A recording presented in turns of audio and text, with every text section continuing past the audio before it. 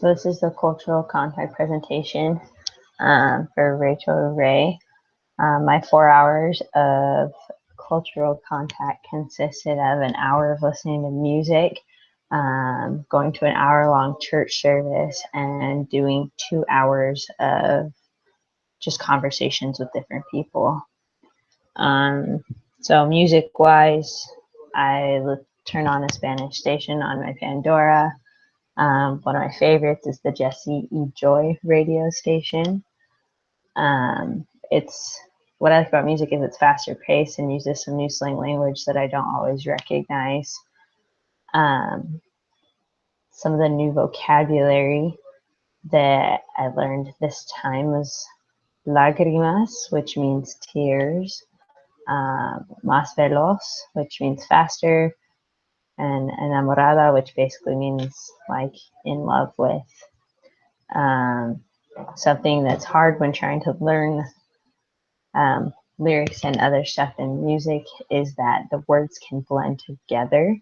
For example, in the song Core by Jesse and Joy, at the end it says me da igual, which is me da igual, pero they pronounce it me da igual. Another song is the word para que algún, but they pronounce it para que algún, all in one word, which makes it really hard to learn vocabulary through listening to music. Another one is a church service. The reason I picked this and I like this is because it gives you a chance to sit and listen to a very, very different vocabulary than what you would hear in your just everyday conversation. I also like it because it's usually not as fast paced. And it gives you a chance to listen for comprehension without having to interact or respond. But before the church service and after the church service, I did have a chance to converse with the other people there. So it was kind of double practice.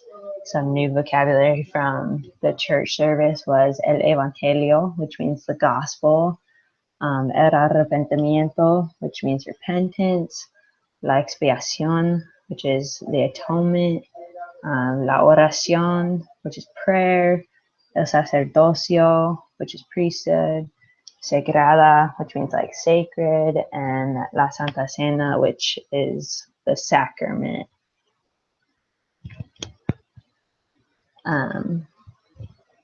Also, one of the best ways for me for Spanish is conversation, because speaking with people who their native language is Spanish really helps with conversation because they speak a little bit faster, but you're also expected to respond. I also like it because they usually correct you if you say something wrong, and as long as you can get over that fear, that pride of being corrected, then it really, really helps with the Spanish. So one thing that's hard for me when it comes to Spanish is the phrases we say don't necessarily translate into Spanish, but are sometimes similar, and also the other way around. There's lots of things in Spanish that don't translate the same in English. And lots of these common phrases are used. There isn't a good translation. The other day we were sitting and watching a movie and they said put more water in the soup, which I learned in Spanish is ponle más agua en los frijoles, or put more water in the beans. Or for example, there's no good word for ticklish, like saying I'm ticklish. It's more like saying I have tickles, which is tengo cosquillas. Other new vocabulary that I learned from talking to people this week is lots of words that have to do with weddings. For example, wedding dress is vestida de novias.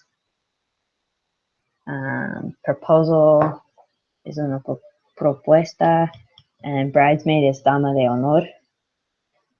And just lots of these other words that as I was trying to communicate or say things or learn things, I would just say, how would you say, como se dice, and I would ask about these words. And that's how I learned a lot of these words.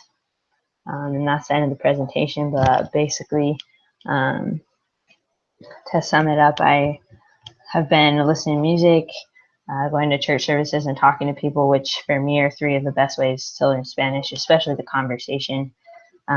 because it helps not only my Spanish and comprehension, but also speaking it, which is the hardest part for me.